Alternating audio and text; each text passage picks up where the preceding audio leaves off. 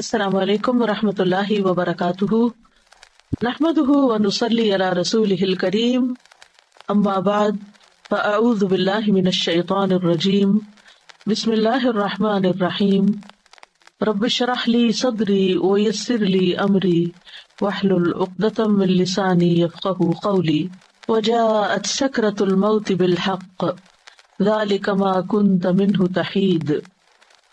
آ پہنچی موت کی سختی ساتھ حق کے، یہی ہے جس سے تو بھاگتا پھرتا تھا۔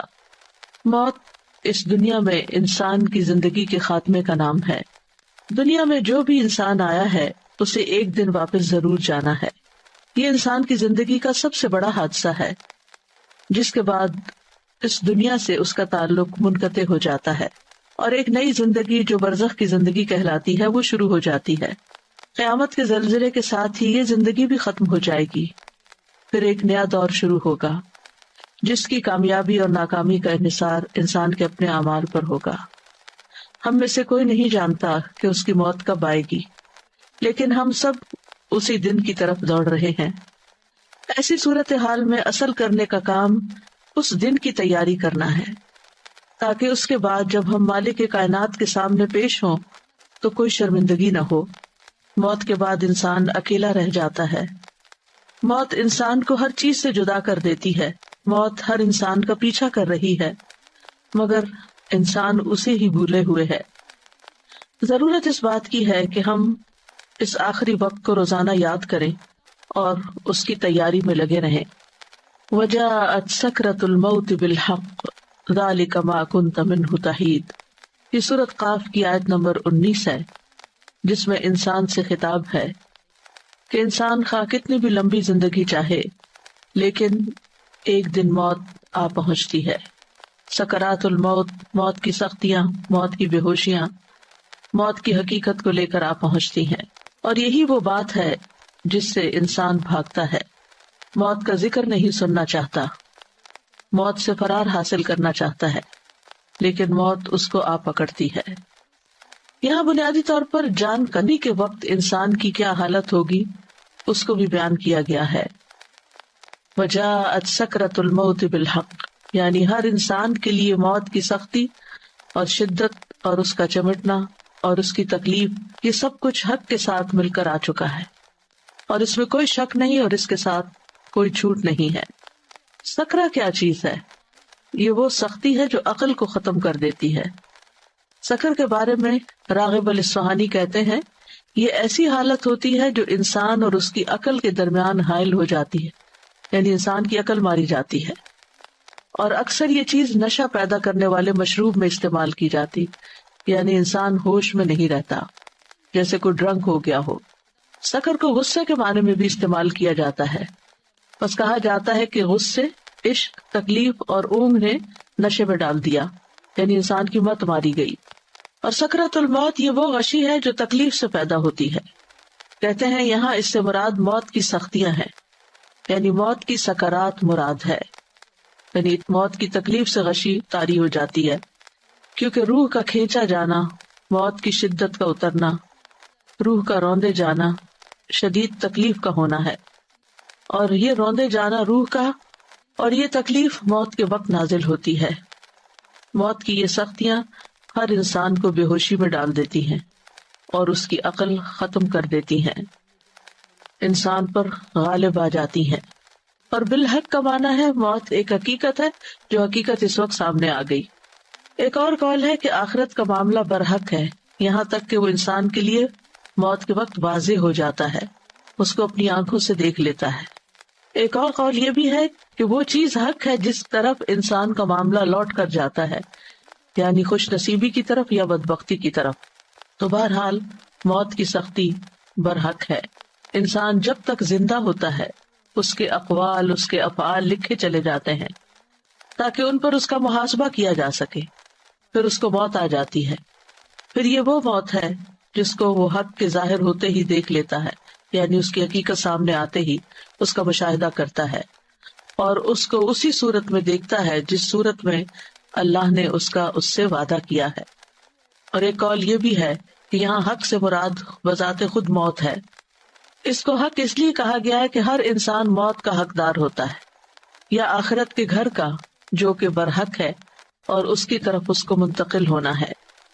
ذالک ما کنت منہ تحید، یہی وہ چیز ہے، یعنی موت جو ہر زندہ چیز کی انتہا ہے۔ ما کنت منہ تحید، جس سے تم بھاگتے تھے، جس سے تم کتراتے تھے، اپنی زندگی میں اس سے فرار حاصل کرتے تھے۔ یعنی کوئی بھی چیز جس سے یہ انسان کو احساس ہونے لگے کہ اس کو کھانے سے موت آ سکتی ہے یا اس بیماری سے موت آ سکتی، تو انسان اس سے بھاگ جاتا ہے، اس کے قریب نہیں پٹکتا۔ انسان کو اپنی جان بہت پیاری ہوتی ہے اور ہر اس چیز سے انسان بھاگتا ہے جس سے موت کا اس کو اندیشہ ہو۔ تو یہی بات یہاں کہی گئی کہ یہی وہ چیز ہے جس کو پیش تو آنا تھا لیکن تم اس سے بھاگتے رہے۔ جب کوئی بندہ کسی چیز سے ایک جانب ہو کر دور چلا جاتا ہے تو اس وقت کہا جاتا ہے حاد فلان عن الشیء یحیدہ حیدۃ۔ تو بہرحال انسان جب موت دیکھتا ہے تو پھر نہ بھاگ سکتا ہے، نہ کوئی مدد دے سکتا ہے، نہ اس سے خلاصی ممکن ہے۔ ابن عباس اس کا معنی یہ کرتے ہیں کہ یہی وہ چیز ہے جس کو تو ناپسند کرتا تھا۔ ہم میں سے ہر شخص موت کو ناپسند کرتا ہے اور اس کا سامنا نہیں کرنا چاہتا، لیکن موت تو ایک حقیقت ہے، ہر جان نے مرنا ہے۔ اللہ سبحانہ وتعالیٰ فرماتے ہیں کل نفس ذائقۃ الموت ثم الینا ترجعون، ہر جان موت کو چکھنے والی ہے، پھر تم ہماری ہی طرف لوٹائے جاؤ گے۔ موت کا فرشتہ مقرر کر دیا گیا ہے۔ سورۃ السجدہ میں آتا ہے قل یتوفاکم ملک الموت الذی وکل بکم ثم الی ربکم ترجعون، کہہ دو کہ موت کا فرشتہ جو تم پر مقرر کیا گیا ہے تمہاری جانیں قبض کر لیتا ہے، پھر تم اپنے رب کی طرف لوٹائے جاتے ہو۔ موت سے فرار ممکن نہیں ہے۔ سورۃ الجمعہ میں آتا ہے قل ان الموت الذی تفرون منہ فانہ ملاقیکم ثم تردون الی عالم الغیب والشہادۃ فینبئکم بما کنتم تعملون، کہہ دو بلا شبہ وہ موت جس سے تم بھاگتے ہو یقیناً وہ تم سے ملنے والی ہے۔ یعنی انسان جتنا بھی بھاگ لے لیکن وہ تو سامنے سے آ رہی ہے، پھر تم ہر پوشیدہ اور ظاہر چیز کو جاننے والے کی طرف لوٹائے جاؤ گے تو وہ تمہیں بتائے گا کہ تم کیا کچھ کرتے رہے ہو۔ یعنی موت کس لیے رکھی گئی؟ تاکہ یہ دیکھا جائے کہ موت سے پہلے کی زندگی میں انسان نے کیا کام کیے ہیں، ان کا حساب کیا جائے اور اس پر اس کو جزا یا سزا دی جائے۔ کوئی بھی ذی روح موت سے نہیں بچ سکتا، کوئی بھی۔ سورۃ النساء میں آتا ہے اینما تکونوا یدرککم الموت ولو کنتم فی بروج مشیدہ، جہاں کہیں بھی تم ہو موت تمہیں آ ہی لے گی، خواہ تم مضبوط قلعوں میں محفوظ ہو جاؤ، موت وہاں بھی پہنچ جائے گی۔ یعنی کیسی بھی خوراک کھا لو، کیسے بھی گھر میں رہ لو، کیسے بھی علاج کروا لو، کیسی بھی سہولتیں تمہیں میسر ہوں، لیکن موت جس وقت آنی ہے وہ آ جائے گی، کوئی اس سے بچ نہیں سکتا۔ وَلَن يُؤَخِّرَ اللَّهُ نَفْسًا إِذَا جَاءَ أَجَلُهَا وَاللَّهُ خَبِيرٌ بِمَا تَعْمَلُونَ، اور اللہ کسی جان کو ہرگز مہلت نہیں دے گا جب اس کا وقت آ گیا، اور اللہ اس سے پوری طرح باخبر ہے جو تم کر رہے ہو۔ یعنی تمہارے روزمرہ کے اعمال بھی اللہ تعالیٰ کے سامنے ہیں۔ انس رضی اللہ عنہ سے روایت ہے، وہ کہتے ہیں کہ فاطمہ رضی اللہ تعالیٰ عنہا نے کہا جب رسول اللہ صلی اللہ علیہ وسلم نے موت کی شدت محسوس کی، جو بھی محسوس کی، تو فاطمہ رضی اللہ عنہا کہنے لگی ہائے تکلیف، یعنی ہائے میرے باپ کو تکلیف ہو رہی ہے۔ رسول اللہ صلی اللہ علیہ وسلم نے فرمایا اے میری بیٹی، تمہارے باپ پر وہ وقت آ گیا ہے کہ اللہ اس سے کسی کو بھی چھوڑنے والا نہیں قیامت کے دن کی ملاقات کے لیے، کیونکہ اللہ سے ملاقات اس کے بعد ہی ہو سکتی ہے۔ انبیاء سارے کے سارے دنیا سے چلے گئے۔ رسول اللہ صلی اللہ علیہ وسلم نے فرمایا جبریل میرے پاس آئے اور کہا اے محمد صلی اللہ علیہ وسلم، جیسے چاہو زندگی گزارو، بالآخر تو مرنا ہے، جس کو چاہو اپنا محبوب بنا لو، یقیناً تجھے بالآخر اس سے جدا تو ہونا ہے۔ یعنی ایک نہ ایک دن وہ ساری چیزیں جن کو ہم بہت عزیز رکھتے ہیں، جو ہماری بہت پسندیدہ ہیں، چاہے انسان ہے یا غیر انسان، وہ سب کو چھوڑنا تو ہے ہی۔ موت انسان کو گھیرے ہوئے ہے۔ عبداللہ رضی اللہ عنہ کہتے ہیں کہ نبی صلی اللہ علیہ وسلم نے ایک سکوئر بنایا، 4 کونوں والا خط کھینچا، پھر اس کے درمیان یعنی سینٹر میں ہاف کر کے ایک خط کھینچا جو اس سکوئر سے باہر نکل رہا تھا۔ اس کے بعد درمیان والے خط کے اس حصے میں جو چوکٹے کے درمیان میں تھا چھوٹے چھوٹے بہت سے خطوط کھینچے، اندر اس کے لکیریں لگائیں، اور پھر فرمایا یہ انسان ہے اور یہ اس کی موت ہے جو اسے گھیرے ہوئے ہے، اور یہ جو بیچ کا خط باہر نکلا ہوا یہ اس کی امید ہے، یعنی اسکوئر سے باہر جو نکلا ہوا ہے، اور یہ جو چھوٹے چھوٹے خط اس کے اوپر ہیں، اس لکیر کے اوپر، یہ اس کی دنیاوی مشکلات ہے. یعنی اسکوئر ہے، درمیان میں ایک لکیر ہے جو اسکوئر سے باہر نکل رہی ہے، اس لکیر کے اوپر چھوٹے چھوٹے اپوزٹ سائڈ پر لکیریں لگی ہوئی ہیں، اور یہ اس کی مشکلات ہے. یعنی انسان یوں جا رہا ہے، پھر ایک رکاوٹ آتی ہے، پھر اس کو پار کرتا ہے، پھر اگلی آ جاتی، پھر اگلی، پھر اگلی، پھر اگلی، موت تک یہی ہوتا ہے.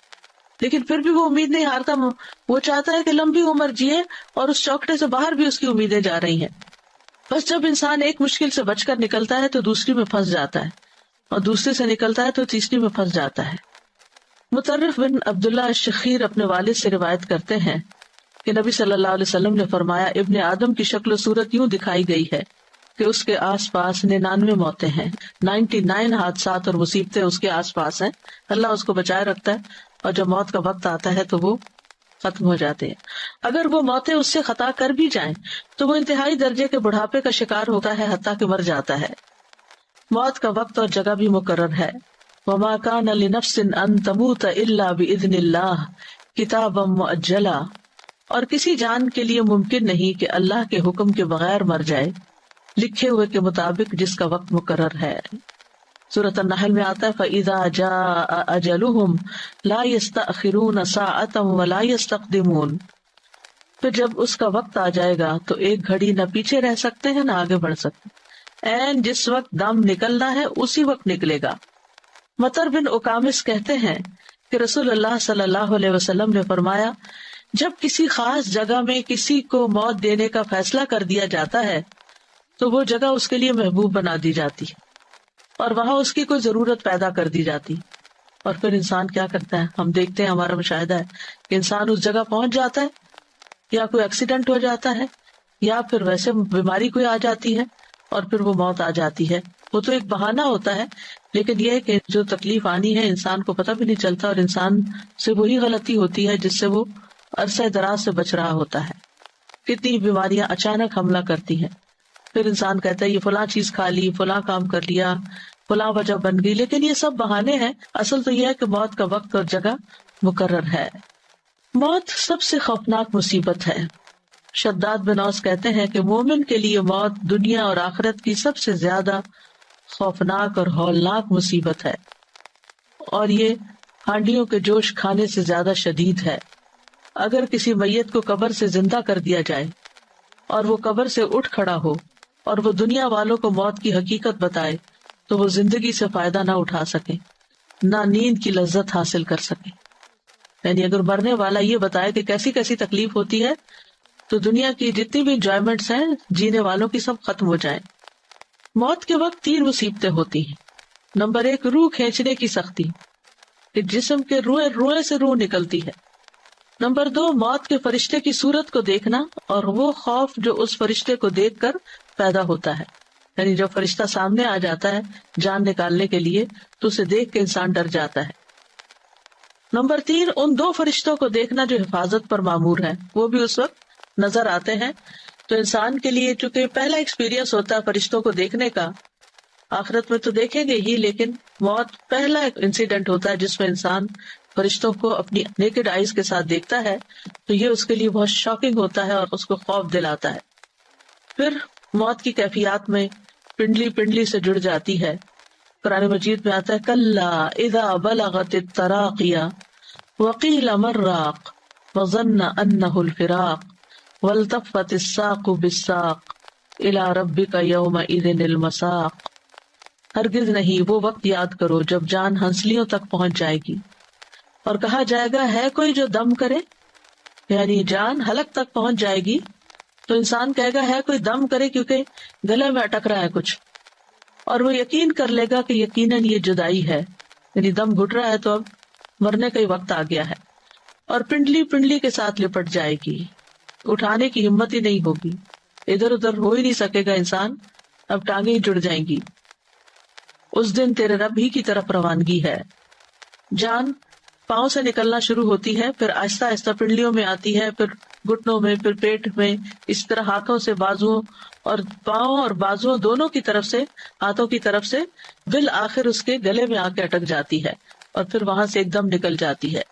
فلولا اذا بلغت الحلقوم وانتم حينئذ تنظرون ونحن اقرب الیہ منکم ولکن لا تبصرون فلولا ان کنتم غیر مدینین ترجعونها ان کنتم صادقین.